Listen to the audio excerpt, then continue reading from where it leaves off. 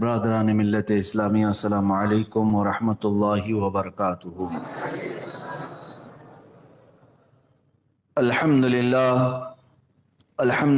الحنان المنان الذي خلق الانسان وعلمه البیان، والصلاة والسلام على رسوله سید الانس والجان وعلى آلہ واصحابہ ذوی الخیر والاحسان، اما بعد فأعوذ باللہ من الشیطان الرجیم، بسم اللہ الرحمن الرحیم۔ ان الدین عند اللہ الاسلام، صدق اللہ مولانا العظیم وبلغنا رسولہ النبی الامین المتین المختار الکریم، ونحن على ذلك من الشاہدین والشاکرین والحمد للہ رب العالمین۔ بارگاہ رسالت معاب صلی اللہ تعالی علیہ وسلم میں درود پاک کا ہدیہ پیش کریں۔ اللہم صلی علی سیدنا و مولانا محمد معدن الجود والکرم وآلہ واصحابہ الکرام وابنہ الکریم وبارک وسلم صلاة دائمة سرمدا ابدا۔ ستیزہ کار رہا ہے ازل سے تا امروز، ستیزہ کار رہا ہے ازل سے تا امروز، شرار بو لہبی سے چراغ مصطفی۔ میرے عزیزو، جب سے دنیا وجود میں آئی، اللہ عز و جل نے انسانوں کی نسل کو یہاں پر آباد فرمایا، اس وقت سے لے کر دو جماعتیں ہمیشہ اس زمین پر رہی، ایک حق جماعت اور ایک باطل جماعت، اور ان دونوں جماعتوں میں ٹکراؤ بھی ہوتا رہا، ہمیشہ ٹکراؤ ہوتا رہا۔ ظاہر سی بات ہے، دن اور رات مل نہیں سکتے، سفید اور کالا ایک نہیں ہو سکتے، اسی طرح حق اور باطل دونوں ایک نہیں ہو سکتے۔ اور اقبال نے جو کہا ستیزہ کار رہا ہے ازل سے تا امروز، جس کا مطلب یہی ہے کہ لڑتا رہا ہے، معرکے کرتا رہا ہے حق اور باطل، کب سے؟ ازل سے لے کر آج تک دو چیزیں لڑتی رہی ہیں، شرار بو لہبی سے چراغ مصطفی۔ ابو لہب کی شرارتیں ایک طرف، مصطفیٰ کریم صلی اللہ علیہ وسلم کی محبت کی روشنی ایک طرف۔ میرے عزیزو، اللہ عز و جل نے قرآن میں یہ فرمایا وَقُلْ جَاءَ الْحَقُّ وَزَهَقَ الْبَاطِلُ۔ محبوب آپ فرما دیں حق آ گیا اور باطل مٹ گیا۔ ان الباطل کان زہوقا، بے شک باطل کو تو مٹنا ہی تھا۔ ٹکراؤ تو ہوتا رہے گا، مقابلہ ہوتا رہے گا، لیکن ایک بات یاد رکھیں، تھوڑی دیر کے لیے، تھوڑے دنوں کے لیے حق کو ستایا جا سکتا ہے، پریشان کیا جا سکتا ہے، لیکن حق کو ختم کبھی نہیں کیا جا سکتا۔ اور آیتیں اگر میں آپ کے سامنے تلاوت کروں، رب تعالیٰ ارشاد فرماتا یریدون لیطفئوا نور اللہ بافواہہم، لوگ یہ چاہتے ہیں کہ اپنے منہ کے پھونک سے اللہ کے چراغ کو بجھا دیں۔ اللہ کا چراغ یہ دین اسلام ہے، مصطفیٰ کریم صلی اللہ علیہ وسلم کی ذات ہے، اور اللہ تعالیٰ فرماتا ہے واللہ متم نورہ، اللہ تو اپنے نور کو مکمل کر کے رہے گا۔ کسی کے منہ کے پھونک سے بجھایا جانے والا یہ چراغ نہیں ہے۔ ہاں، اہل حق ہمیشہ ان تمام باتوں سے پریشان تو ہوتے رہے ہیں، لیکن کبھی بھی ختم نہیں ہوئے۔ اس روئے زمین پر اہل حق ہمیشہ رہے اور قیامت تک رہیں گے۔ باطل اپنی پوری طاقتوں کے ساتھ آتا ہے، قوت جمع کرتا ہے اور ٹکراتا بھی ہے۔ بظاہر لوگوں کو ایسا لگتا بھی ہے کہ اب یہ حق جماعت ہمیشہ کے لیے ختم ہو جائے گی، لیکن ایسا کبھی نہیں ہوتا، ایسا کبھی نہیں ہوتا۔ اس کے پیچھے کیا راز ہے؟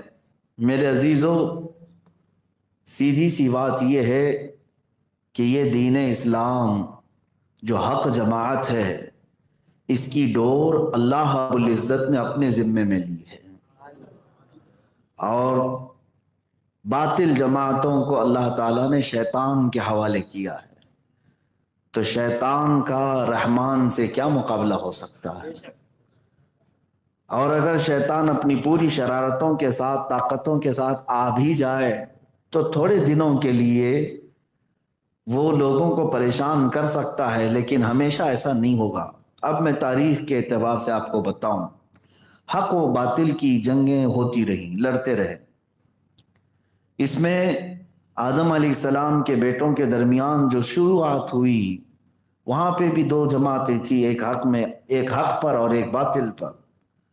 ان کے بعد حضرت نوح علیہ السلام کا زمانہ آیا، تب بھی کفر و شرک عام ہوا۔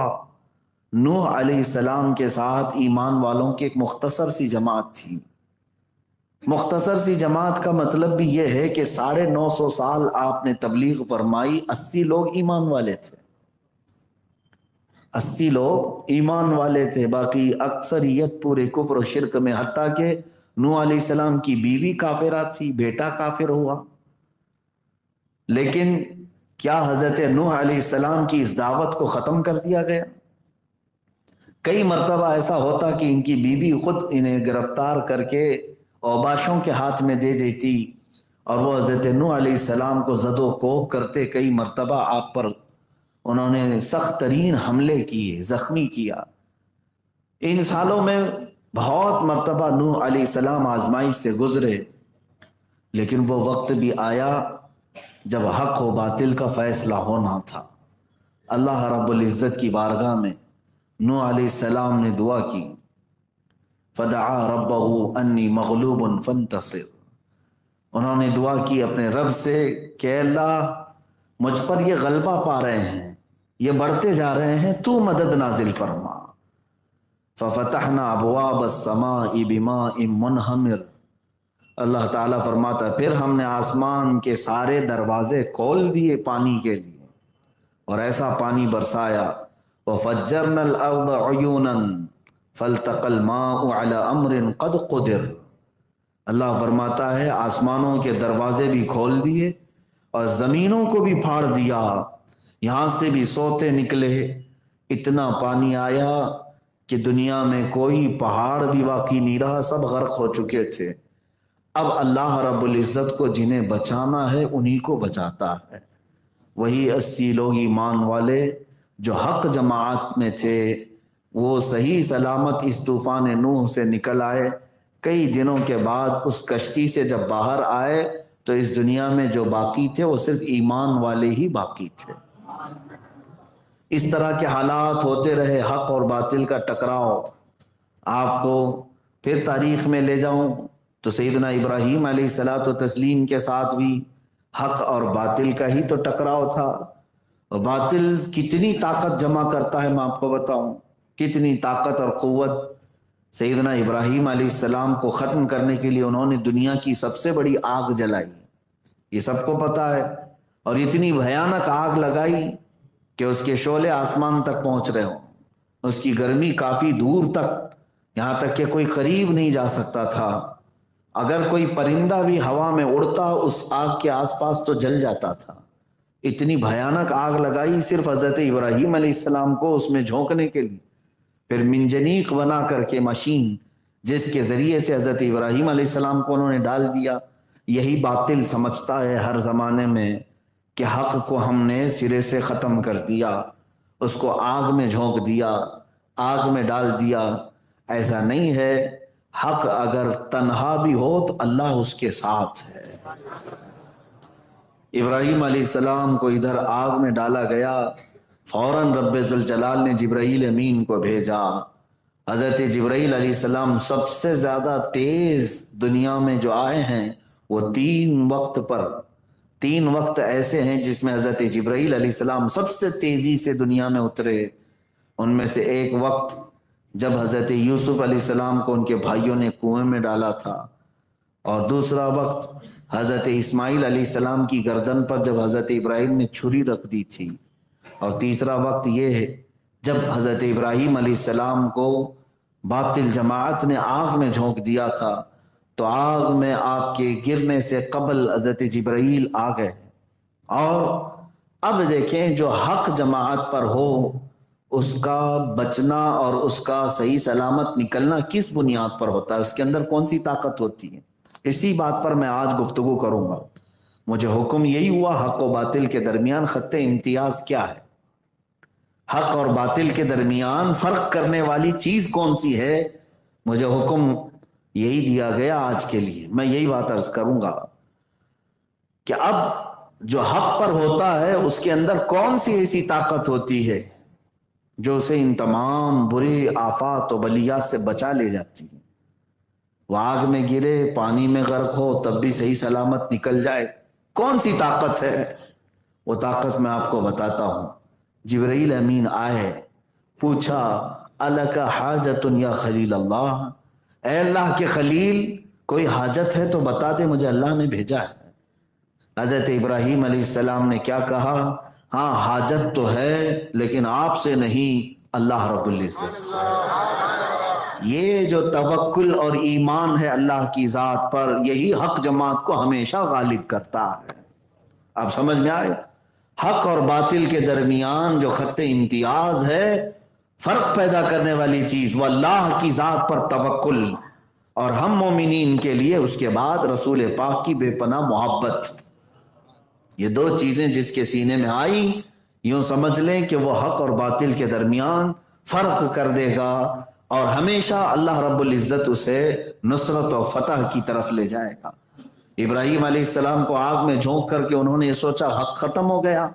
نہیں میرے عزیزو، کئی دن وہ آگ جلتی رہی۔ جب آگ بجھ گئی تو ابراہیم علیہ السلام اپنے کپڑے جھاڑتے ہوئے باہر نکل آئے، کچھ نہیں ہوا، اس لیے کہ اللہ رب العزت کے حکم سے ہی اس کائنات میں ہوتا ہے جو کچھ بھی ہوتا ہے۔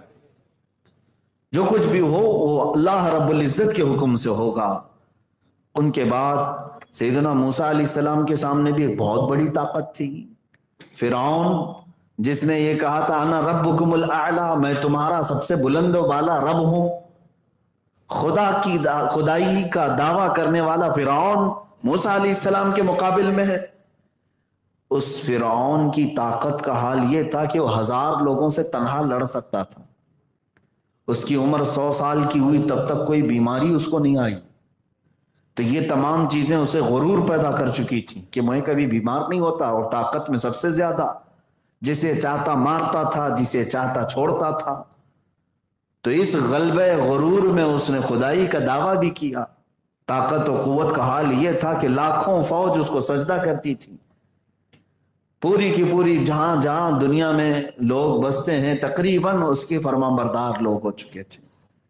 اب آپ اندازہ کریں اتنی بڑی طاقت و قوت کے سامنے اللہ رب العزت نے موسیٰ کلیم اللہ علیہ الصلوۃ والتسلیم کو میدان میں اتارا۔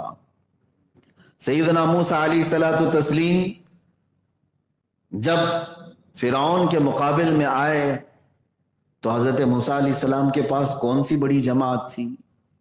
نہیں میرے عزیزو، چند مومنین کی جماعت تھی، اور وہ بھی بنی اسرائیل، ڈرتے بھی زیادہ تھے، ڈر ان کے اندر بہت زیادہ تھا۔ حضرت موسیٰ علیہ الصلوۃ والتسلیم کئی مقابلے ہوئے جادو کے ذریعے سے، معجزے حضرت موسیٰ علیہ السلام نے دکھائے۔ آخر میں وہ وقت بھی آیا جب فرعون نے اپنی پوری لشکر کے ساتھ موسیٰ علیہ السلام کو ختم کرنے کے ناپاک ارادے سے نکلا، اور تقریباً 1 لاکھ سے زیادہ کی فوج لے کر موسیٰ علیہ السلام کے ساتھ 40 یا 70 لوگ تھے، ان کے پیچھے 1 لاکھ کی فوج نکلی ہے۔ یہ بات ہمیشہ یاد رکھیں، حق اور باطل میں فرق یہی ہوتا ہے کہ حق جماعت کوانٹیٹی پر نہیں کوالٹی پر ہوتی ہے، اور باطل جماعت پوری تعداد سے بھرپور، لیکن ہمیشہ حق جماعت نے انہیں دھول چٹایا ہے۔ ہر زمانے میں یہ ہوتا رہا ہے۔ کبھی کبھار اللہ رب العزت نے اس جماعت کو اگر شکست دیا ہے تو وہ بھی کسی نہ کسی حکمت کی وجہ سے، کسی نہ کسی مصلحت کی بنیاد پر۔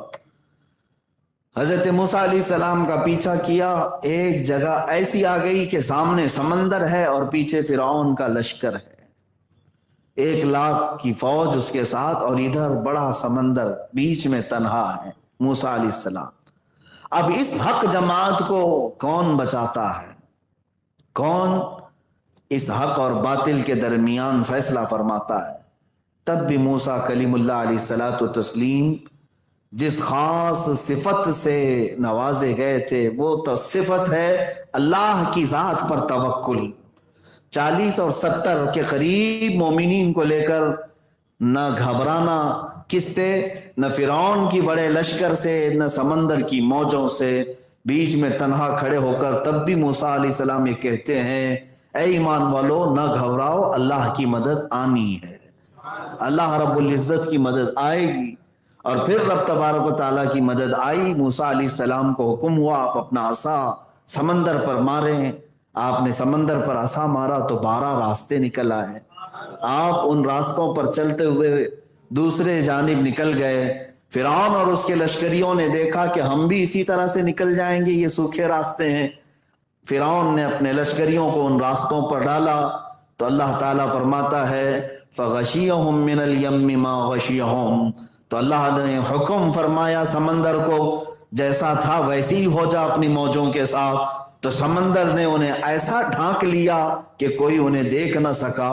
فرعون کا غرور، اس کا تکبر، اس کا گھمنڈ اور طاقت ہمیشہ کے لیے اس پانی کے نیچے دب گیا، ختم ہو گیا۔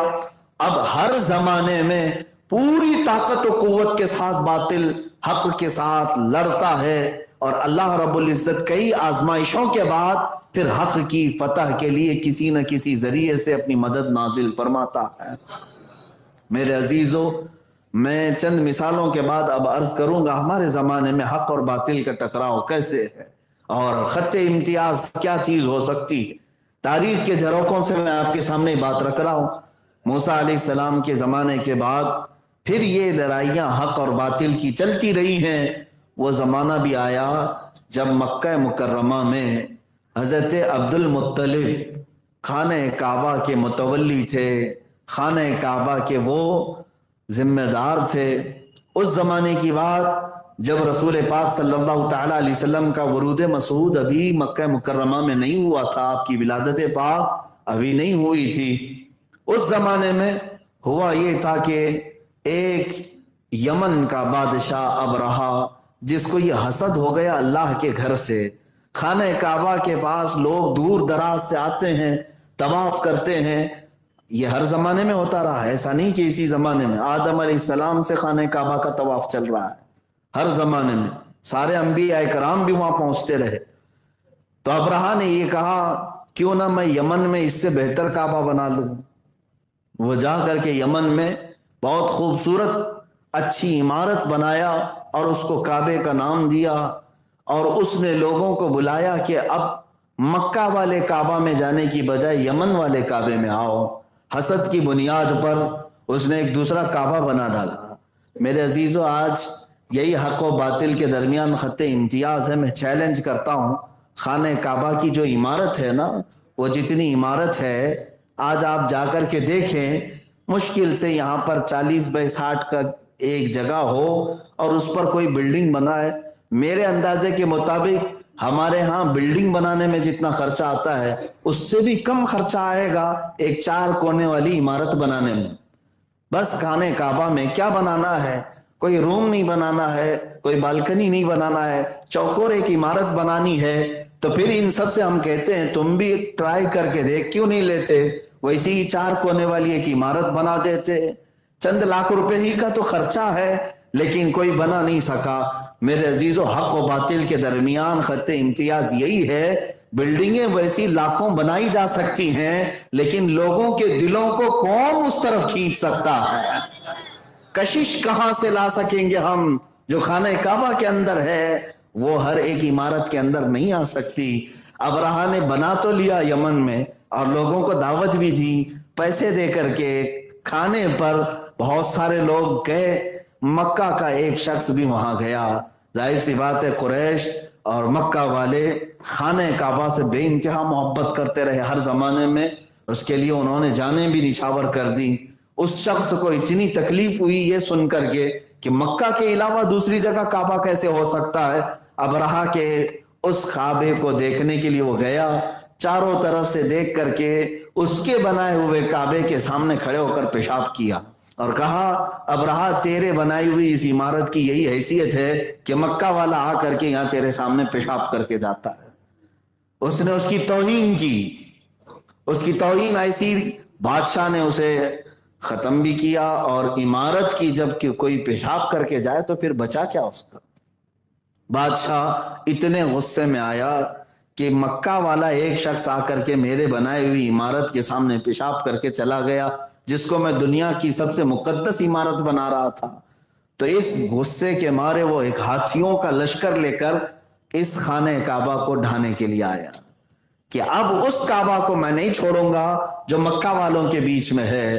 انہیں اس بدبخت کو یہ نہیں معلوم تھا کہ یہ کعبہ مکہ والوں کی تحویل میں نہیں ہے، یہ خانہ کعبہ براہ راست اللہ رب العزت کی حفاظت میں ہے۔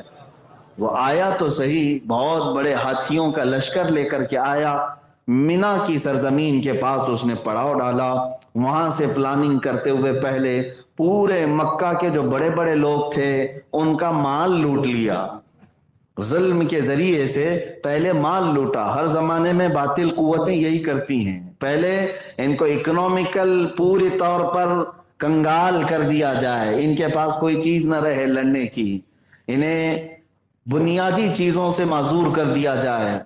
سپر پاور نام سے آج جو ملک پہچانے جاتے ہیں پوری دنیا میں، چاہے وہ امریکہ ہو یا رشیا ہو، ان کے اندر بھی اتنی ہمت نہیں ہوتی کسی کے ہاں ڈائریکٹ جانے کی اور حملہ کرنے کی، بلکہ عراق جیسے چھوٹے ملک کو 10 سال تک پابندی لگاتے ہیں کہ یہاں پر کوئی بھی دوائیاں پہنچنی نہ پائیں، کوئی ان کو بنیادی ضرورتیں پہنچنے نہ پائیں۔ جب یہ پوری طرح سے نڈھال ہو جائے تب جا کر کے حملہ کرتے ہیں۔ یہ باطل جماعت کا ہر زمانے میں شیوا رہا ہے، ہر زمانے میں یہی ان کی یہ پالیسی رہی ہے کہ مارنے سے پہلے ان کو پوری طرح سے کنگال کر دیا جائے۔ آج جن ملکوں پر یہ بین لگاتے ہیں، پابندیاں لگاتے ہیں، آگے چل کر کے انہیں لڑنا ہوتا ہے کہ ان کو پوری طور پر خالی کر کے پھر ان سے لڑا جائے۔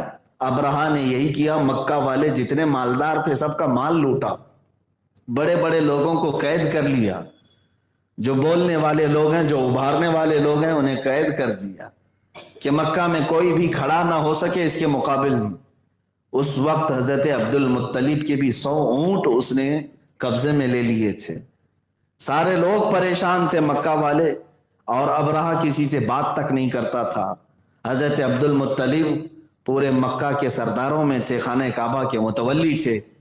آپ نے کسی طرح سے اس کے ہاں پہنچ کر کے یہ اجازت حاصل کر لی کہ مجھے ابرہا سے بات کرنی ہے۔ ابرہا نے پوچھا کہ کیا بات کرنا ہے؟ حضرت عبد المطلب چونکہ پورے مکہ کے سردار تھے، اس نے یہی سوچا کہ یہ آئے ہوں گے مجھ سے منت سماجت کریں گے کہ جنگ نہ کرو، خانہ کعبہ کو نہ ڈھاؤ۔ اس نے اجازت دی اپنے پاس آنے کی۔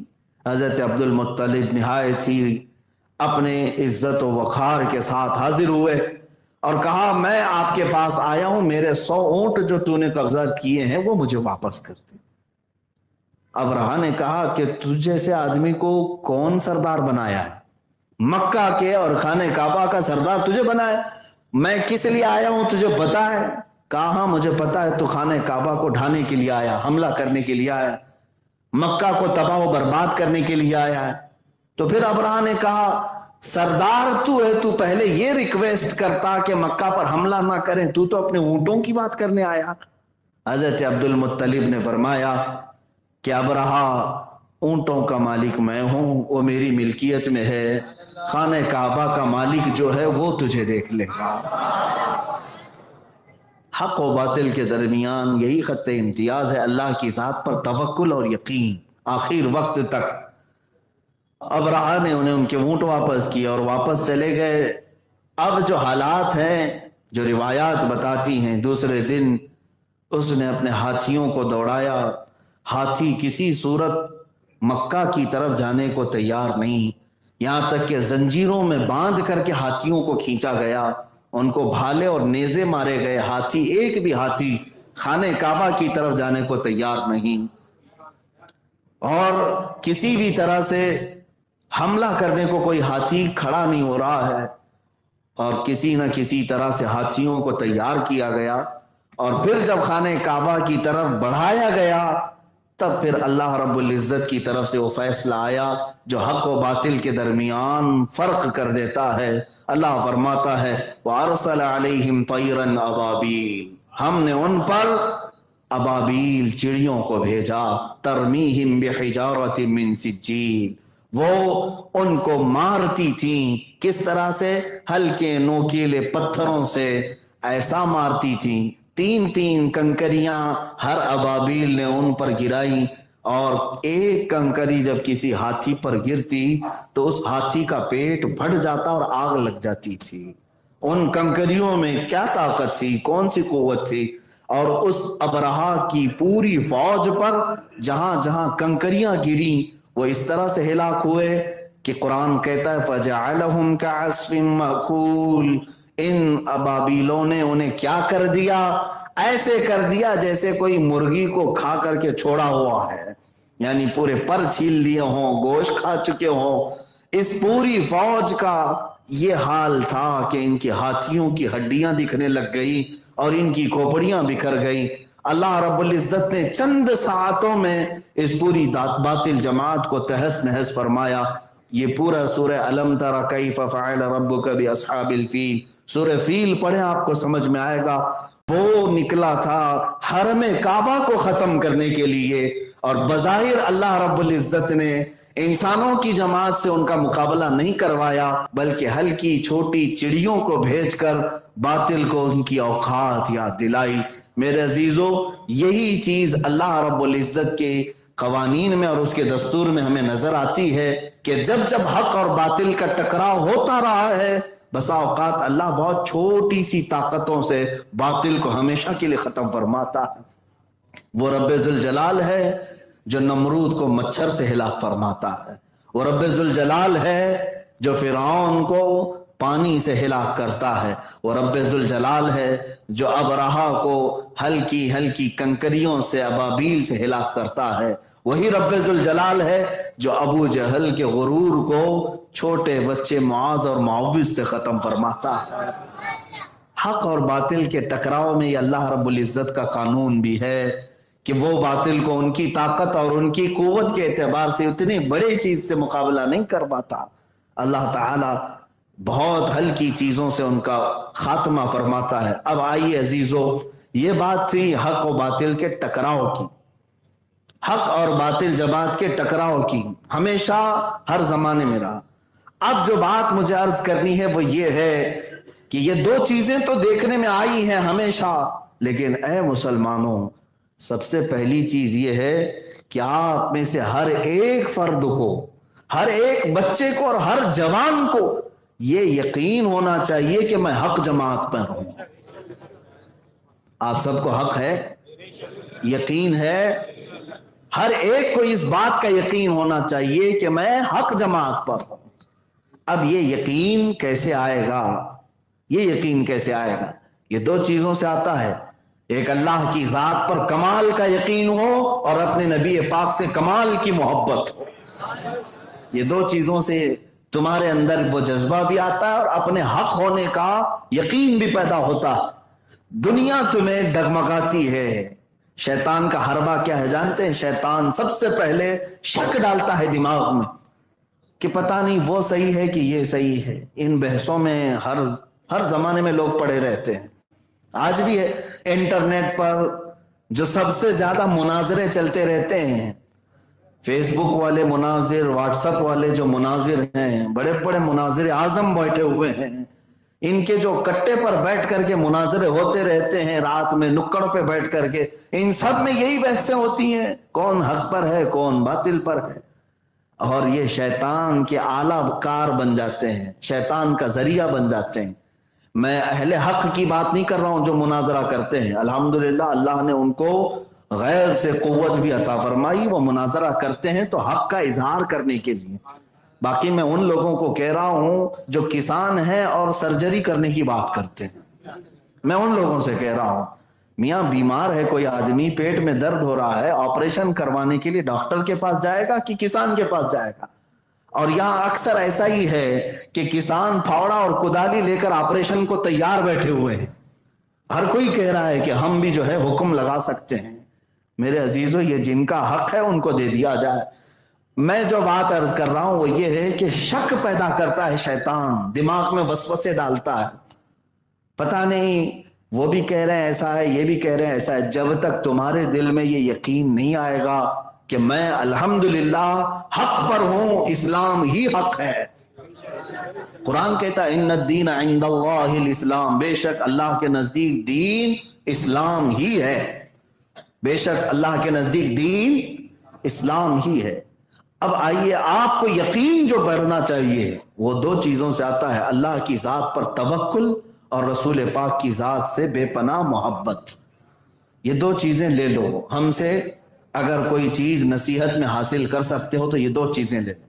آج حالات ایسے ہیں میرے عزیزو، میں خود بھی آپ سب سے یہ کہوں گا، اس کے پیچھے جانے سے بہتر ہے کہ اللہ رب العزت تمہارے لیے کوئی ایسی چیز نہیں ہے کہ جو معلوم نہ ہو، بلکہ بچپن سے تم نے لا الہ الا اللہ پڑھا ہے، اور ہر مسلمان کو اتنا یقین ہے کہ اللہ ہے، رب ذوالجلال ہے۔ تو اللہ تبارک و تعالیٰ کی ذات پر یقین کرتے چلے جاؤ، اور حضور صلی اللہ علیہ وسلم کے بارے میں بھی اب کسی کو شک نہیں ہے کہ میرے نبی کونین صلی اللہ تعالیٰ علیہ وسلم کیسے تھے، تقریباً ہر مسلمان جانتا۔ تو حضور سے محبت کرنا، یہ دو چیزیں تمہاری زندگی میں اگر آ گئیں، باقی سب سے تم صرف نظر کر لو، اپنی آنکھیں پھیر لو، دنیا میں دوسروں کے ساتھ کیا کیا ہو رہا ہے ان تمام چیزوں سے تم صرف نظر کر لو۔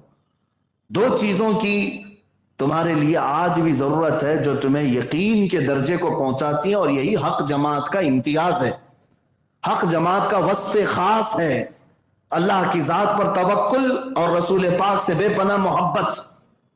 آپ کو میں بتاتا ہوں، سیدنا خالد بن ولید رضی اللہ تعالیٰ ایک جگہ گئے ہیں، ایک علاقے میں، عیسائیوں سے آپ کا مقابلہ ہے، حق پر ہونے کا یقین کیسا ہونا چاہیے، عیسائیوں سے مقابلہ ہے۔ اور کئی جگہوں پر ایسا ہوا ہے کہ مقابلے جو ہے صرف تلواروں سے نہیں ہوئے، کئی علاقے ایسے بھی آئے ہیں صحابہ کے ساتھ کہ کبھی علمی مقابلہ ہوا، کبھی زبانی مقابلہ ہوا، کبھی تلواروں کا مقابلہ ہوا، کبھی کسی اور طریقے سے بھی ہوا۔ جو میں مقابلہ آپ کو بتانے جا رہا ہوں وہ آج کے حالات سے اور مجھے جس طرح سے لوگ ابھی پہچانتے ہیں اس سے ریلیٹڈ چیز ہے۔ حضرت خالد بن ولید جب پہنچے تو عیسائیوں نے کیا کہا جانتے ہیں؟ کہا کہ اے خالد، ہم آپ سے تلواروں سے نہیں لڑیں گے، ایک چیز سے ہم فیصلہ کر لیتے ہیں، ایک نہایت ہی خطرناک قسم کا زہر لایا، زہر لا کر کے عیسائیوں نے سامنے رکھا، کہا کہ ہم دونوں میں سے آگے بڑھتے ہیں، جو حق جماعت پر ہوگا وہ اس کو بغیر کسی خطرے کے پی جائے گا، اس کو پی جائے گا۔ حضرت خالد بن ولید نے نہ ادھر دیکھا نہ ادھر دیکھا، سیدھے آگے بڑھ گئے۔ باطل چیلنج تو کرتا ہے، مقابلہ کرتے کی بات تو کرتا ہے، لیکن سامنے کبھی نہیں آتا، یہ تاریخ رہی ہے، حدیث پاک میں موجود ہے۔ پیش تو انہوں نے کیا، زہر بھی لائے اور زہر بھی رکھا گیا، اور جب عیسائی سامنے آئے تو انہوں نے یہی سوچا کہ میاں یہ سب باتیں ایسی ہیں، ڈرانے کے لیے کہا جاتا ہے، جیسے بعض لوگ کہتے ہیں نا کہ اگر تو مجھے ہرا دے گا تو 1 کروڑ کی کار دے دوں گا، کہہ دینے کی باتیں الگ ہوتی ہیں، بعض لوگ یہ سمجھتے ہیں کہ یہ ایسے ہی کہہ دیتے ہیں، لیکن وہ صحابہ تھے جو کہتے تھے وہ کرتے بھی تھے۔ جب عیسائیوں نے مقابلے کی بات کی، اور یہ مقابلہ مباہلہ کہلاتا ہے، حضرت خالد بن ولید سامنے بڑھے، اس زہر کی شیشی کو اٹھایا اور اپنے منہ سے لگا لیا۔ فرمایا گیا کہ اس زہر کی شیشی تو دور کی بات، اس زہر سے اگر کسی کا ہاتھ لگ جائے، انگلی لگ جائے تو پوری جسم کی چمڑی نکل سکتی تھی۔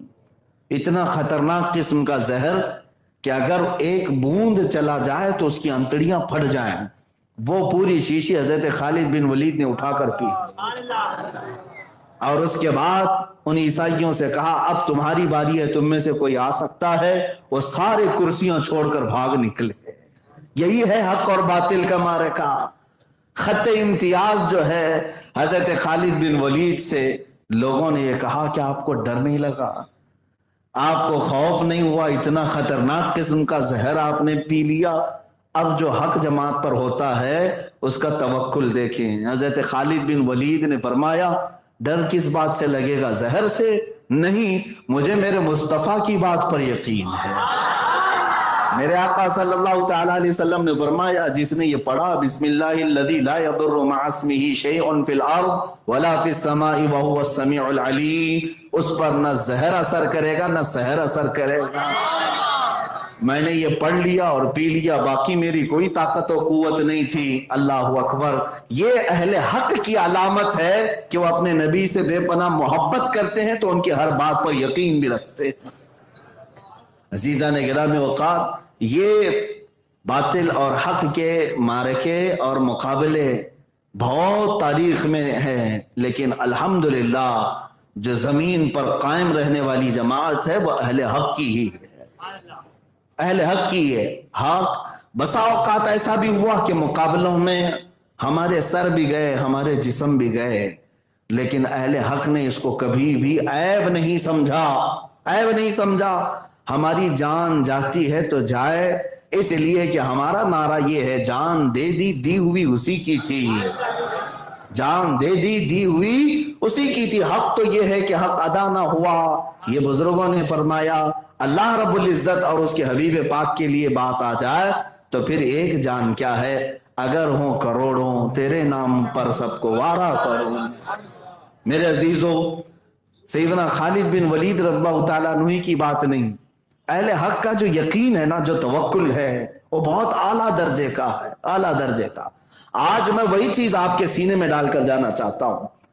آپ کو جب یہ یقین ہے کہ اسلام ہی سچا ہے، میرے نبی کی ذات ہی سچی ہے، تو پھر یاد رکھنا ہر خطرے سے تم نپٹ سکتے ہو، آندھیوں کا رخ موڑ سکتے ہو، طوفانوں کے منہ کو موڑ سکتے ہو، لیکن یقین ہو کہ میرا دین سب سے سچا ہے اور میرے نبی کی ذات سب سے سچی ہے، اور اللہ رب العزت پوری کائنات کا پیدا کرنے والا ہے، اسی کے دست قدرت میں ساری ملکیت ہے۔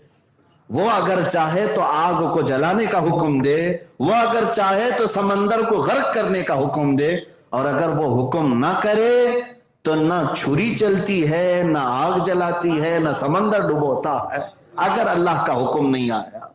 بعض لوگ یہ کہتے ہیں کہ یہ چیزوں کی فطرت ہے، جیسے آگ کی فطرت ہے جلانا، چھری کی فطرت ہے کاٹنا، پانی کی فطرت ہے غرق کرنا، ہم بھی مانتے ہیں یہ ان چیزوں کی فطرت ہے، لیکن ان کے اندر تاثیر دینے والا کون ہے؟ اللہ رب العزت ہے۔ آگ کے اندر گرمی کی تاثیر اللہ رب العزت نے دی، چھری کو کاٹنے کی تاثیر اللہ نے دی ہے، پانی کو غرق کرنے کی تاثیر اللہ نے دی ہے، اور اگر وہ رب ذوالجلال نہ چاہے تو یہ چیزیں کچھ نہیں اثر کر سکتی، کچھ نہیں ہے۔ اس کی مثالیں ہمارے پاس موجود ہیں۔ اب آئے میں آپ کو بتاؤں، وہ تو زہر انہوں نے پی لیا سیدنا خالد بن ولید، اور پھر اس کے بعد ایک دو نہیں کئی سال تک باحیات رہے۔ زہر ایسے پیا جیسے شربت پیا، اور نہ ان کے جسم پر کوئی اثر آیا اور نہ ہی کوئی خطرہ کبھی لاحق ہوا۔ حضرت خالد بن ولید کا یہ معاملہ تھا۔ ان کے زمانے کے بعد ایسے مقابلے اور مباہلے حق و باطل کے درمیان ہوتے رہے، لیکن اللہ تبارک و تعالیٰ نے ہمیشہ حق کو فتح عطا فرمائی۔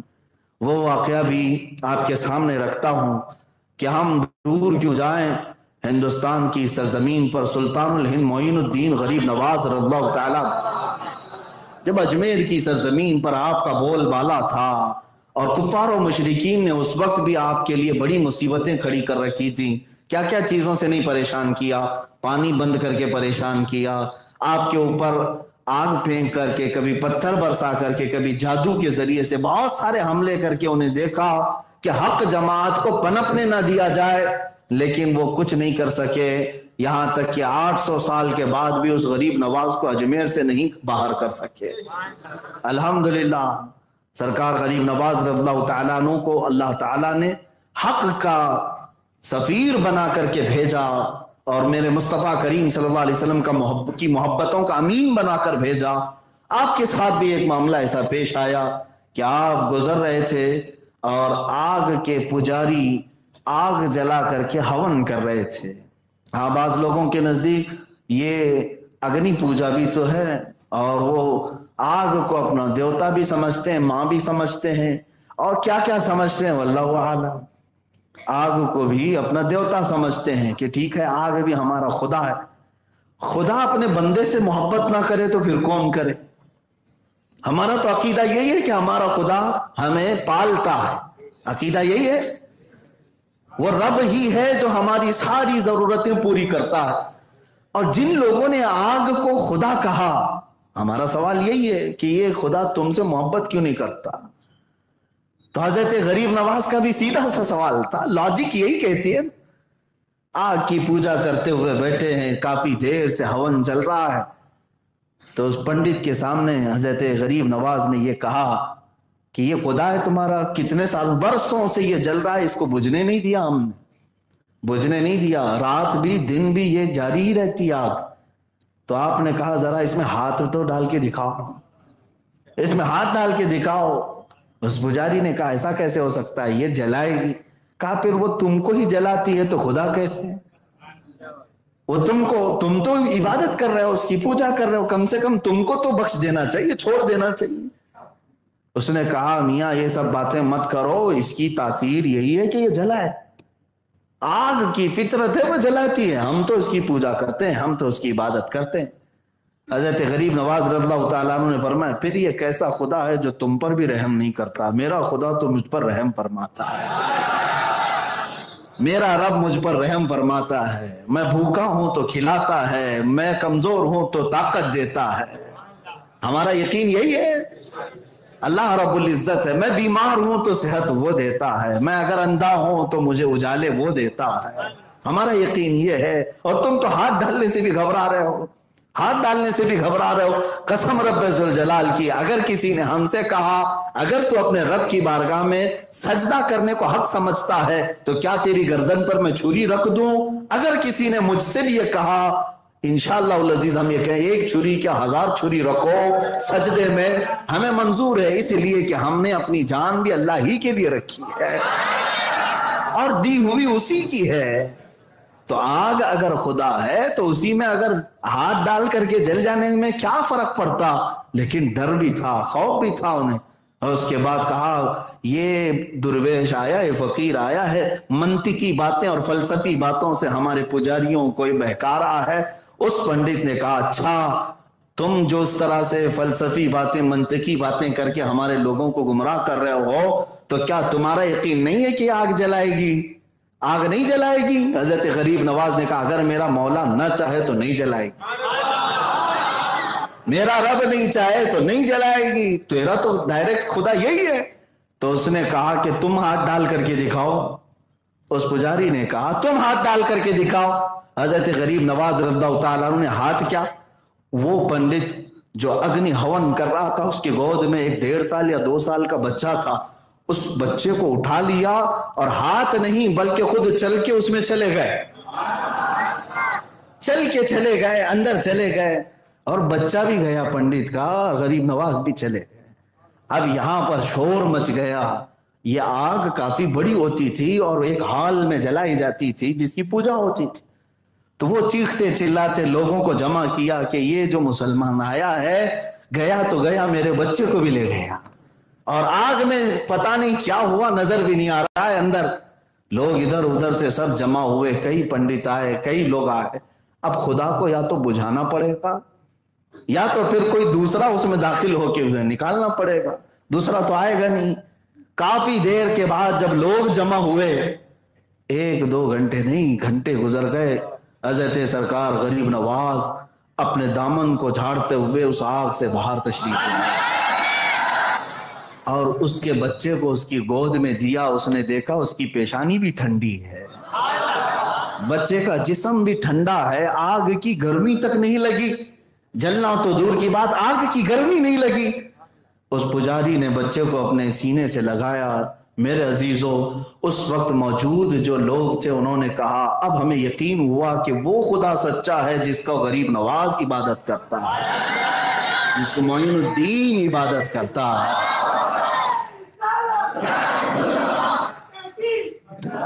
عزیزان گرامی وقار، یہ حضرت غریب نواز رضی اللہ تعالیٰ عنہ کے سلامتی کے ساتھ باہر آنے کے بعد اب ایک سوال میں یہ کرتا ہوں، یہاں لگے ہاتھوں ایک بات عرض کر دیتا ہوں۔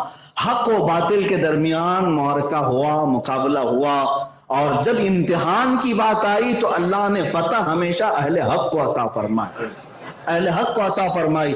اب حضرت سرکار غریب نواز رضی اللہ تعالیٰ عنہ باہر تو آئے، ایک سوال تو بنتا ہے، ایک سوال تو یہ بنتا ہے کہ آپ اللہ کے ولی تھے، کوئی یہ کہتا ہے، اگر کوئی یہ کہے آپ اللہ کے ولی تھے، فنا فی الرسول تھے، عطائے رسول تھے، آپ گئے آگ میں اور اللہ نے آگ کی تاثیر کو ختم کیا اور نہیں جلایا، واپس آ گئے، لیکن بچہ جو گود میں تھا وہ تو پنڈت کا تھا، وہ بھی صحیح سلامت آیا۔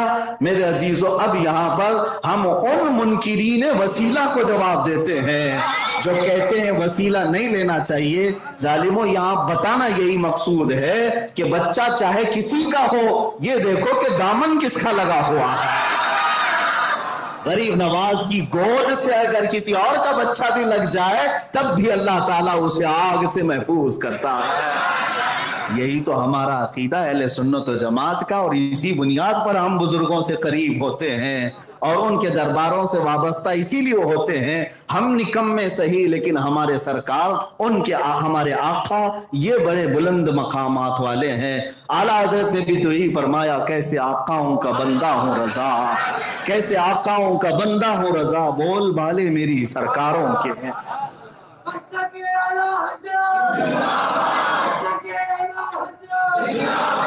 حق و باطل کے درمیان معرکہ ہوتا رہا اور اہل حق کو اللہ تعالیٰ نے فتح ہمیشہ عطا فرمائی۔ میرے عزیزو، سرکار غریب نواز رضی اللہ تعالیٰ عنہ کے اس واقعے کے بعد اور کئی مثالیں ایسی موجود ہیں، لیکن ایک بات یاد رکھنا، ہمیشہ اہل حق کو اللہ نے جو سربلند کیا، ان کے اندر جو وصف تھا، جو خاصیت تھی، وہ اللہ کی ذات پر توکل، اللہ کی ذات پر یقین اور مصطفیٰ کریم صلی اللہ علیہ وسلم سے بے پناہ محبت۔ یہ دو چیزیں جس کے سینے میں آئیں، سمجھ لو کہ وہ بندہ ہمیشہ اللہ تعالیٰ کے حفظ و امان میں ہے، اللہ کے حفظ و امان میں ہے۔ پوری دنیا چاہے تو کچھ نہیں کر سکتی، اور اگر اللہ نے اس کے مقدر میں کچھ لکھا ہے تو وہ ہو کر رہے گا۔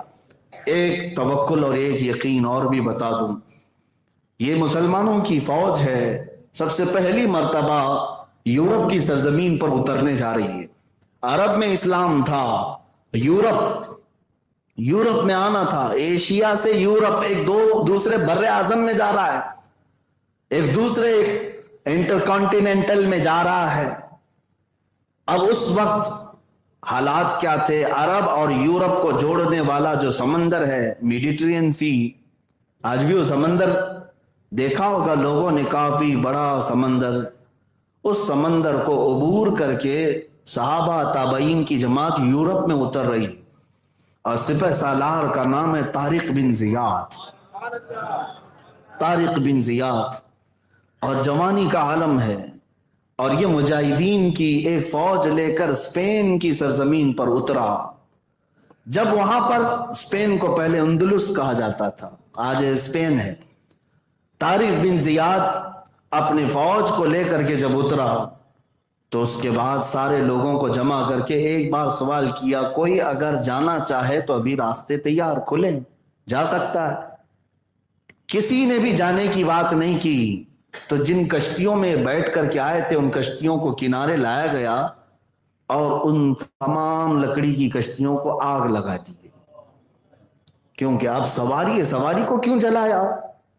مجاہدین نے پوچھا کہ یہ کشتیاں سواری ہیں جن میں بیٹھ کر کے عرب سے لے کر یورپ کا سفر کیا، جلائے کیوں؟ یہی اہل حق کی علامت ہے۔ طارق بن زیاد نے کہا، اس لیے کہ ہم باطل سے لڑنے جا رہے ہیں، اور کسی کے سینے میں یہ شک بھی نہ ہو کہ ہم جان بچا کر واپس جا سکیں۔ ہم میں سے کسی کو یہ ہلکی سی امید بھی نہیں ہونی چاہیے کہ اگر سختیاں ہو گئی ہمارے اوپر تو ہم جان بچا کر کے واپس ان کشتیوں میں بیٹھ کر کے عرب چلے جائیں گے۔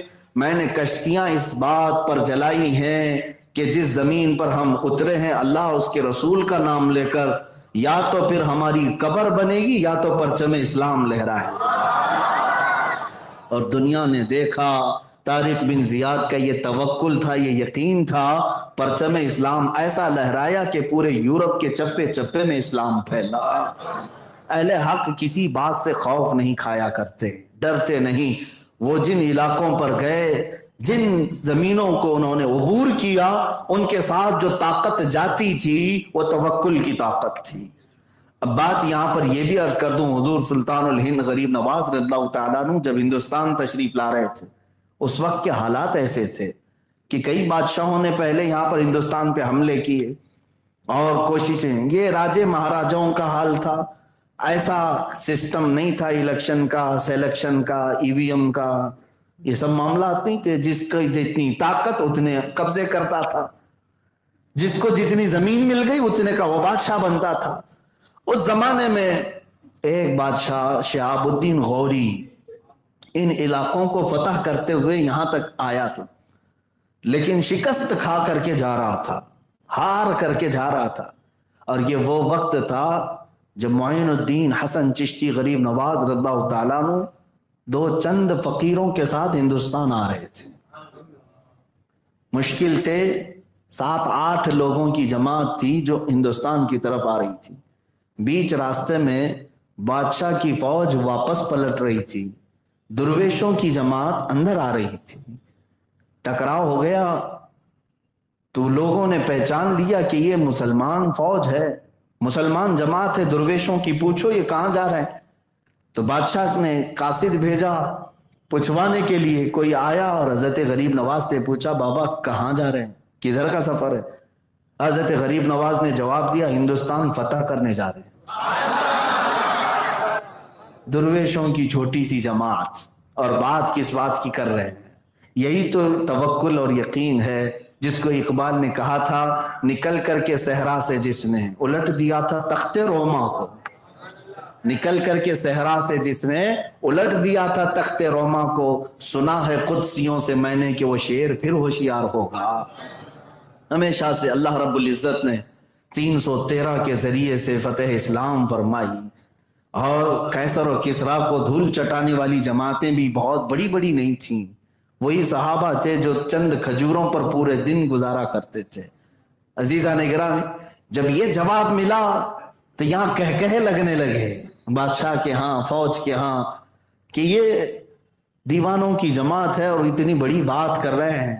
اکثر ایسا ہوتا ہے کہ جب کبھی کوئی چھوٹا بڑی بات کرے تو لوگ اس کا مذاق اڑاتے ہیں یہاں پر، لیکن انہوں نے جس کو چھوٹا سمجھا ہوگا وہی در حقیقت پورے ہند کا بادشاہ بھی تھا۔ اس نے کہا کہ آپ نے دیکھا ہماری فوج کو، ہمارے اتنے ہاتھی گھوڑے ساز و سامان، اتنی بڑی فوج لشکریاں، اور ہم شکست کھا کر کے آ رہے ہیں، بڑی طاقتیں وہاں پر موجود ہیں۔ آپ نے جواب بہت ہلکے انداز میں یہ دیا، ہاں فرق یہی ہے شہاب الدین تو گیا تھا ہاتھی گھوڑوں کے بھروسے، معین الدین اللہ کے بھروسے جا رہا ہے۔ یہ توکل اہل حق کو ہمیشہ فتح یاب کرتی ہے، یہ توکل اللہ کی ذات پر یقین اہل حق کو ہمیشہ سر بلند رکھتی ہے۔ عزیزان گرامی وقار، آج بھی میں ایک جملہ دے جاتا ہوں آپ کو جو ہمیشہ تمہارے دلوں کو مطمئن رکھے گا اور حوصلہ بڑھا کر کے رکھے گا۔ وہ دن یاد کرنا جب میرے آقا صلی اللہ تعالیٰ علیہ وسلم کے قتل کا منصوبہ بن گیا اور پورے گھر کا گھیراؤ کر لیا کافروں نے، تلواریں سونت لی۔ ان حالتوں میں میرے آقا صلی اللہ علیہ وسلم کو میرے رب ذوالجلال نے صحیح سلامت ان کے سامنے سے نکالا، کوئی ایک بھی مشرک حضور کو دیکھ نہیں سکا۔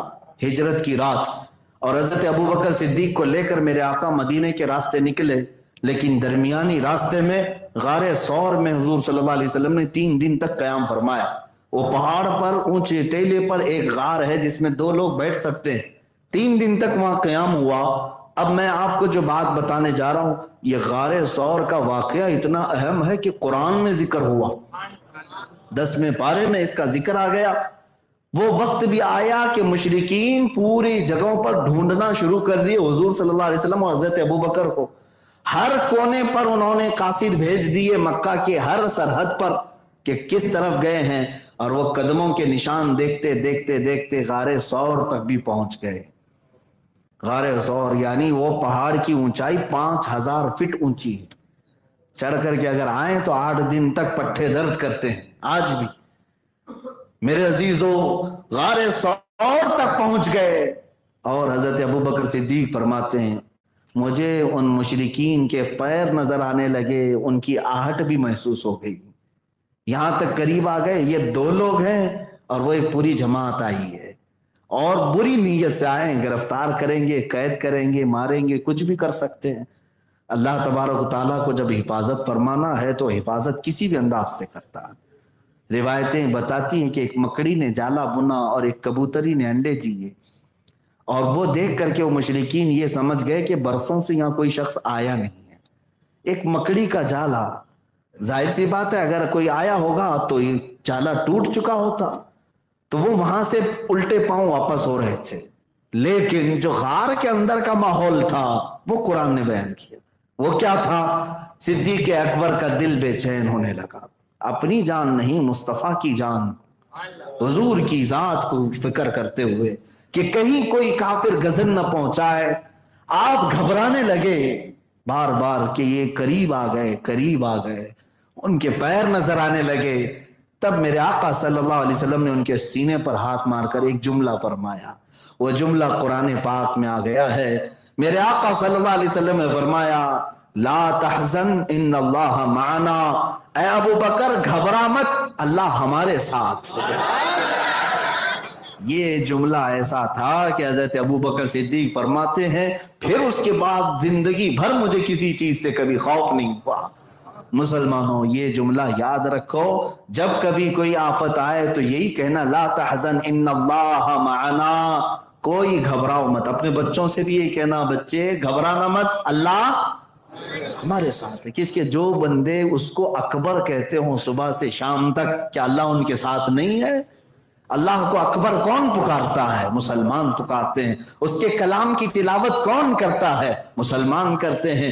اس کی عبادتیں، اس کا رکوع، اس کا سجدہ کون سی جماعت کرتی ہے؟ مسلمان کرتے ہیں۔ اس رب ذوالجلال کے احکام پر آج دنیا میں کون عمل پیرا ہے؟ یہ مسلمان ہے۔ تم خوش نصیب ہو تو کیا اللہ تمہارے ساتھ نہیں ہے؟ اللہ تمہارے ساتھ ہے، لیکن کچھ مصیبتیں آتی ہیں تو یہ ہماری شامت اعمال ہے، ہمارے برے اعمال کی وجہ سے ہیں، لیکن پھر بھی ہمیشہ یہ توکل رکھو اللہ ہمارے ساتھ۔ اب حضور پاک کی محبت کی بھی بات، دونوں چیزیں ساتھ میں ہونی چاہیے، اللہ کا توکل اور حضور کی محبت۔ یہی مسلمان اہل حق کے لیے وصف خاص ہے، یہ امتیاز ہے جو تمہیں فرق کرتا ہے دوسری جماعتوں سے۔ الحمدللہ جن کے دلوں کے اندر یہ 2 چیزیں ہیں، اللہ کا توکل اور رسول پاک کی محبت، وہ چہرے بھی پہچانے جاتے ہیں۔ الحمدللہ وہ چہرے بھی پہچانے جاتے ہیں، چہروں سے دیکھ کر کے بھی پتہ چلتا ہے اہل حق کی جماعت کون سی ہے۔ یہی کی بات نہیں کر رہا ہوں، عرب والے بھی کہتے ہیں، عرب والے بھی، امریکہ والے بھی، یورپ والے بھی، بلکہ پچھلی تقریر میں نے یہ کہا تھا نا، ایک ہمارے مسلک اور مذہب سے تعلق نہ رکھنے والے شخص نے بھی کہا اس زمانے میں حضور سے جو صحابہ محبت کرتے تھے ویسی محبت دیکھنا ہے تو بریلویوں میں دیکھو۔ ان کی زبانوں سے بھی اللہ نے یہ کہلوایا، اس کا مطلب یہ ہے کہ یہ محبت تمہارے چہروں کی رونق ہے، حضور سے جو تم بے انتہا محبت کرتے ہو یہ چہروں کی چمک ہے جو تمہیں خاص کرتی ہے، خاص کرتی ہے۔ میں عمرے کے سفر میں ایک شخص سے ہماری ملاقات ہوئی جو اہل سنت و جماعت سے نہیں دوسری جماعت سے ہے۔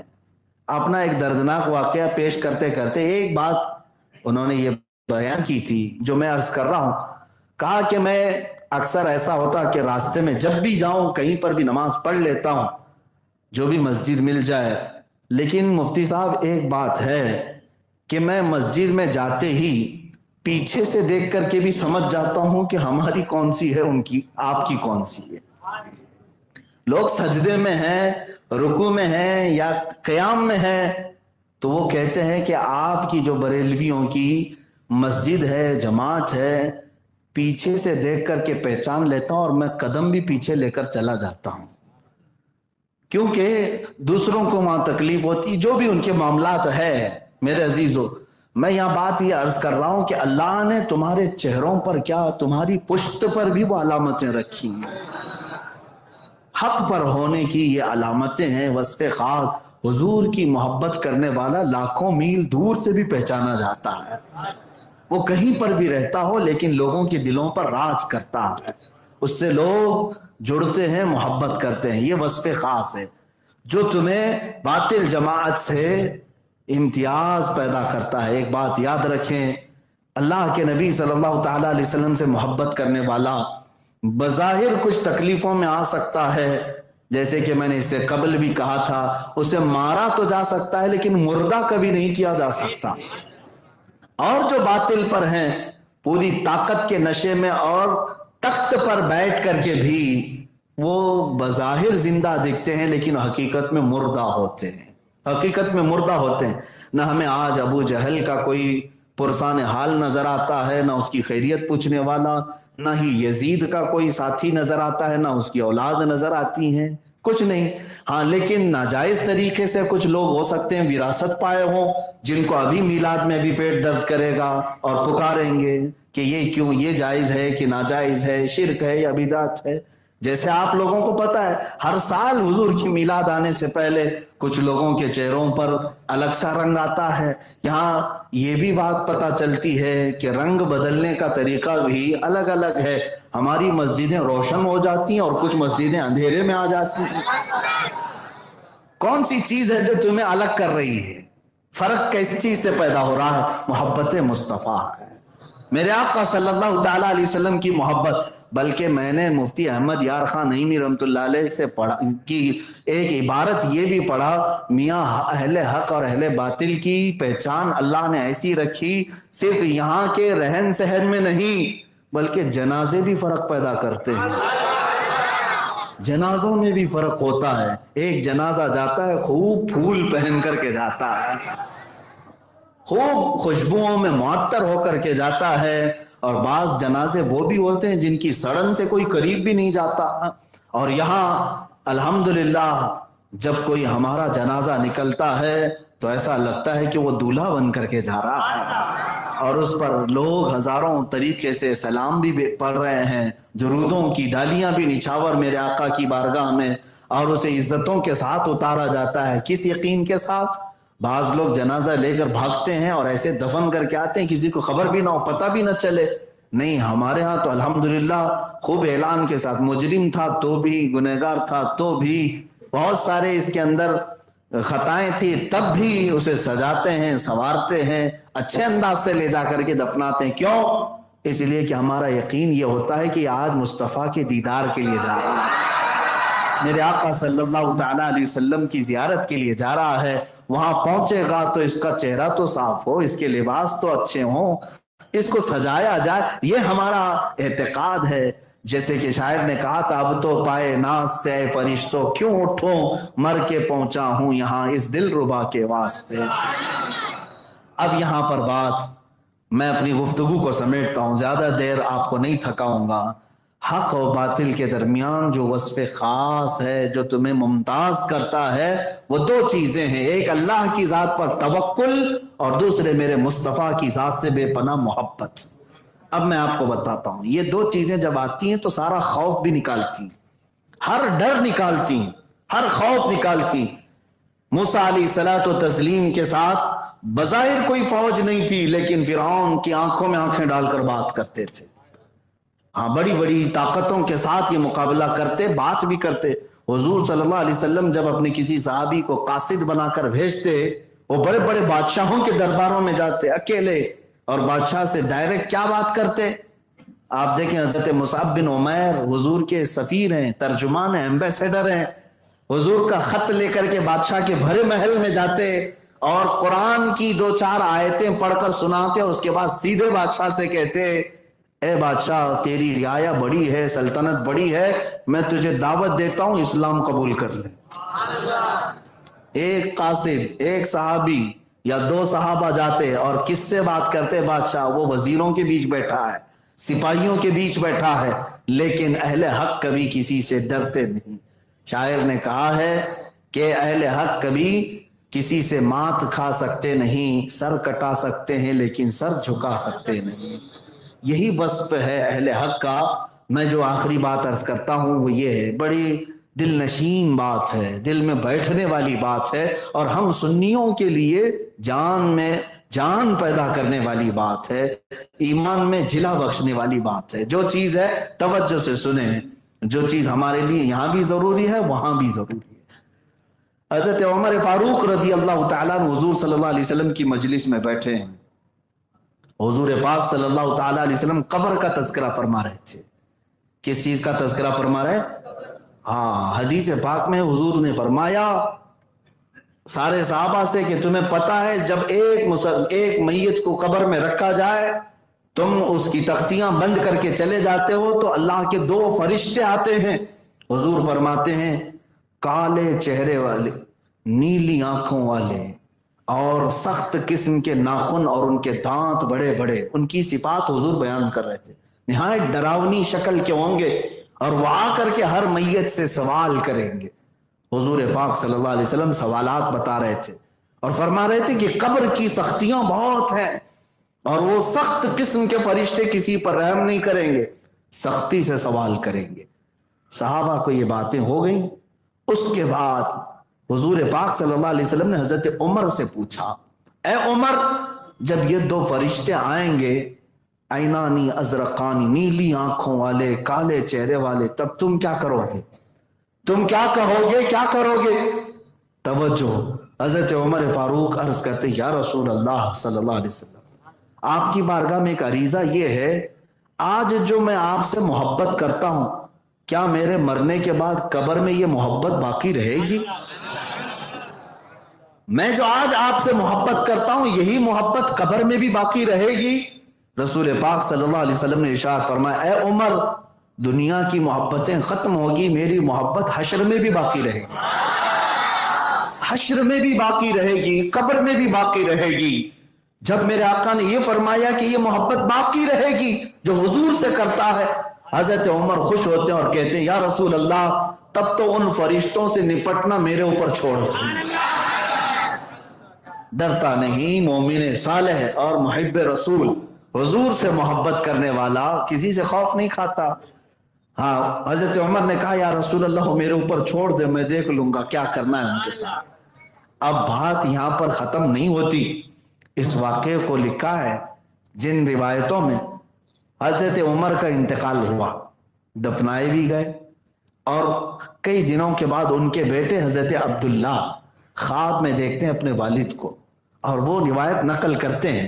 حضرت عبداللہ کہتے ہیں مجھے وہ مجلس یاد تھی جس میں حضور سے حضرت عمر نے یوں کہا تھا، میں نے اپنے بابا جان سے پوچھا، ابا جان آپ کو قبر میں رکھنے کے بعد کیا ہوا؟ کیا وہ فرشتے آئے تھے جو نیلی آنکھوں والے، کالے چہرے والے، سوالات سختی سے کرنے والے؟ حضرت عمر نے کہا ہاں بیٹا وہ آئے تو تھے۔ کہا کیا سوال کیا؟ وہ آئے اور مجھے اٹھایا اور انہوں نے کہا من ربک، تمہارا رب کون ہے؟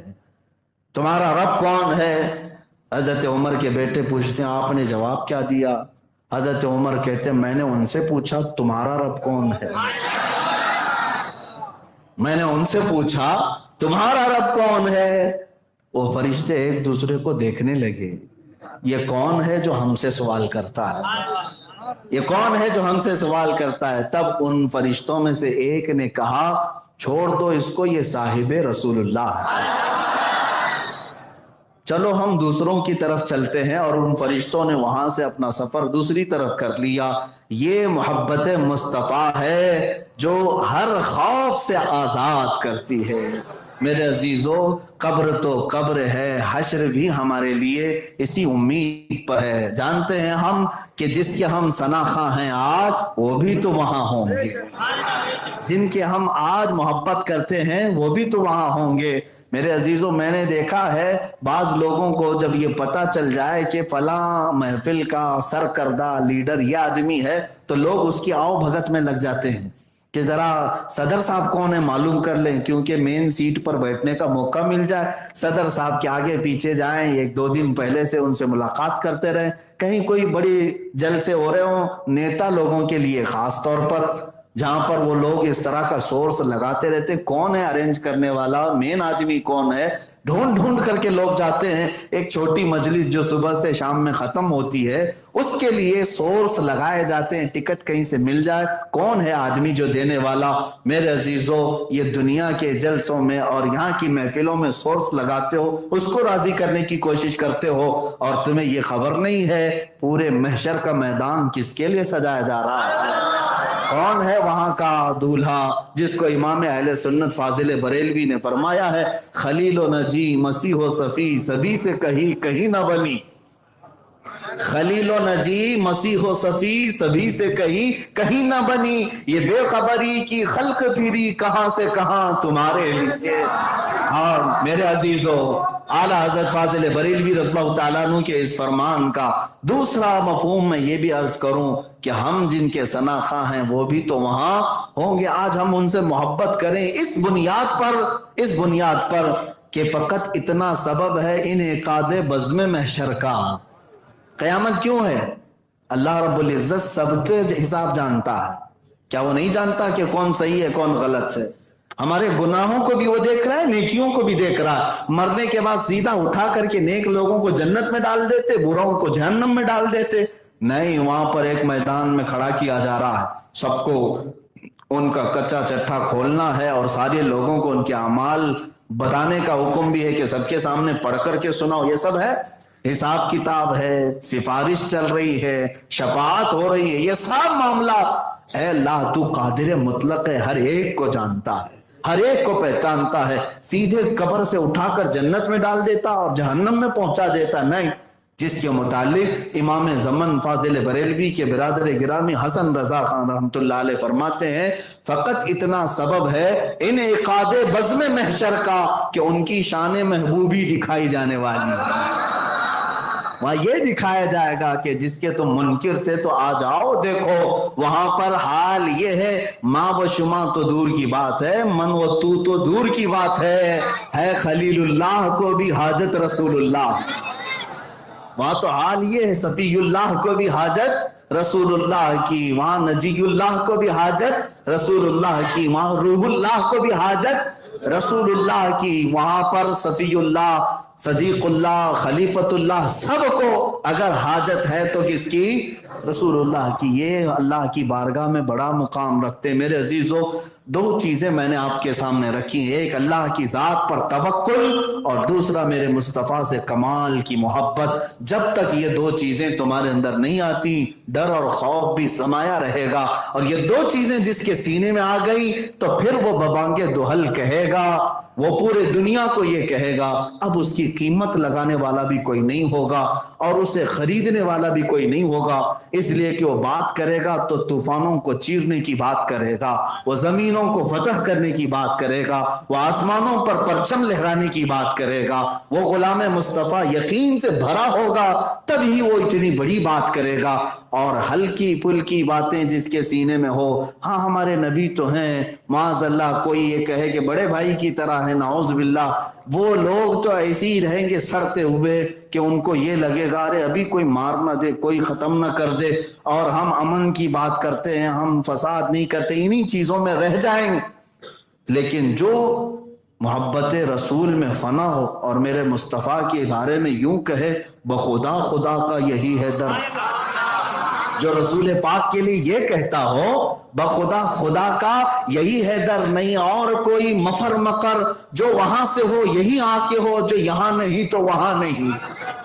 حضور پاک صلی اللہ تعالیٰ علیہ وسلم کے لیے جو اتنا یقین رکھتا ہو تب پھر وہ کسی بات سے خوف نہیں کرتا. ہم نے دیکھا ہے شہزادہ اعلیٰ حضرت مفتی اعظم ہند رضی اللہ تعالیٰ عنہ, ان کا اپنے بریلی شریف میں بیٹھ کر کے حکومت وقت سے فیصلے کے طور پر فتویٰ یوں جاری کرنا, پوری حکومت ایک طرف, نس بندی کا معاملہ آیا ہے لیکن اعلیٰ حضرت کا شہزادہ ایک طرف, اور فتویٰ نہ بدلا تھا نہ بدلے گا, آج تک اسی فتوے پر قائم بھی ہے. اہل حق کبھی کسی سے خوف نہیں کھاتے. آپ سب کے دلوں کے اندر بھی خوف نہیں ہونی چاہیے. اگر آپ اہل حق ہیں اور باطل سے کبھی نہ گھبراؤ نہ ڈرو. ایک بات یاد رکھنا, طاقت اور قوت کو دیکھ کر کبھی تمہاری آنکھیں نہ چندیا جائیں, پریشان نہ ہو جائیں. بعض لوگ محفلوں میں بیٹھ کر کے کہتے ہیں ارے نہیں میاں ان کے پاس بہت بڑی طاقتیں ہیں, بہت بڑی قوتیں ہیں, ان کے پاس سارا ڈپارٹمنٹ ہے, ان کے پاس سارے ساز و سامان ہے. سب ہونے دو, سب ہونے دو. میرے عزیزو, ایمان والے کا توکل یہ ہے اللہ ہمارے ساتھ ہے. جانتے ہیں چنگیز خان کا نام سنا ہوگا. اتنا ظالم تھا, اتنا ظالم کی کھوپڑیوں سے مینار بنا دیا اور کتنے لوگوں کو قتل کرتا تھا. وہ انسانوں کا گوشت تک کھا جاتا تھا. چنگیز خان ایک مرتبہ مسلمان جماعت میں علماء کو قید کیا, اور آخری بات ہے یہ اس کی زندگی کی, اس کی زندگی کا یہ آخری ہے. اور اس نے تقریباً 300 لوگوں کو صف میں کھڑا کیا, اور اس کے بعد جلاد کو حکم دیا کہ ایک ساتھ سب کا قتل کرتے جاؤ, سب کے ہاتھ پیچھے باندھو. 3 صفیں لگی تھی. پہلی صف میں جب قتل شروع کیا جلاد نے, تو ایک بڑے میاں تھے, بزرگ آدمی تھے, عمر دراز تھے, تو پہلی صف سے ہٹ کر کے دوسری صف میں چلے گئے, پیچھے والی, کہ پہلی صف کاٹی جا رہی ہے, دوسری صف میں آ جاتا ہوں. پہلی صف پوری قتل ہو گئی. چنگیز خان اپنے گھوڑے پر بیٹھ کر یہ تماشا دیکھ رہا تھا. دوسری صف کو جب قتل کرنے لگا جلاد, تو وہ بزرگ جو بوڑھے تھے وہ تیسری صف میں چلے گئے. 3 ہی تو صفیں تھیں, دوسری بھی جب قتل ہو کر ختم ہو گئی, چنگیز کہا مار کے ہنسنے لگا. وہ دیکھ رہا تھا کہ یہ بوڑھا جگہ بدلتا جا رہا ہے, آگے سے پیچھے آیا, پیچھے سے یہاں آیا. کہا مار کر کے کہا بوڑھے میاں اب تو کوئی صف نہیں, اب پیچھے کوئی اور صف نہیں, کہاں جاؤ گے؟ اس بوڑھے نے بندھے ہوئے ہاتھوں سے کہا اب بھی اللہ موجود ہے, اب بھی میرا رب ہے, اللہ ہے. تیسری صف کو جلاد قتل کرنا شروع ہی کیا تھا کہ چنگیز خان کسی چیز سے, ایک آلے سے کھیل رہا تھا گھوڑے پر بیٹھ کر. وہ اس کے ہاتھ سے جیسے نیچے گرا, وہ اٹھانے کو گیا, گھوڑا بدک گیا اور اس کا پیر گھوڑے کی پیٹھ پر پھنس گیا اور سر نیچے, اور گھوڑا بھاگتا شروع کیا. اتنا بھاگا گھوڑا, سرکش ہو گیا, کسی کے قابو میں نہیں آتا. ہر پتھر سے چنگیز خان کا سر ٹکراتا رہا, یہاں تک کہ سر پھٹ گیا, کھوپڑی باہر آ گئی, اور گھوڑا ہے کہ رکنے کا نام نہیں لیتا. ساری فوج پیچھے پڑ گئی, گھوڑے کو قابو میں لایا جائے. گھوڑا اس وقت قابو میں آیا جب چنگیز کی پوری کھوپڑی ختم ہو چکی تھی, اس کا دماغ نکل چکا تھا اور موت ہو چکی تھی. اور اس کے بعد جو قیدی تھے انہیں بھی چھوڑ دیا گیا, پوری بادشاہت ختم ہو گئی. اس بوڑھے میاں نے کہا میرے مولا نے دنیا کو یہ بتایا اللہ آخری وقت تک ہمارے ساتھ ہے, نہ گھبراؤ. اگر گردن پر چھری آئے تب بھی کہنا اب بھی اللہ ہے, پھانسی کا پھندا لگے اس وقت بھی کہنا اب بھی اللہ ہے. ابھی تمہارے ساتھ کچھ ہوا تھوڑی نہ ہے, کچھ نہیں ہوا, تو اتنا گھبرانا اور خوف کیوں کرنا؟ بس یہ بات, لا تحزن ان اللہ معنا, گھبراؤ مت, بے شک اللہ ہمارے ساتھ ہے. وآخر دعوانا الحمدللہ رب العالمین.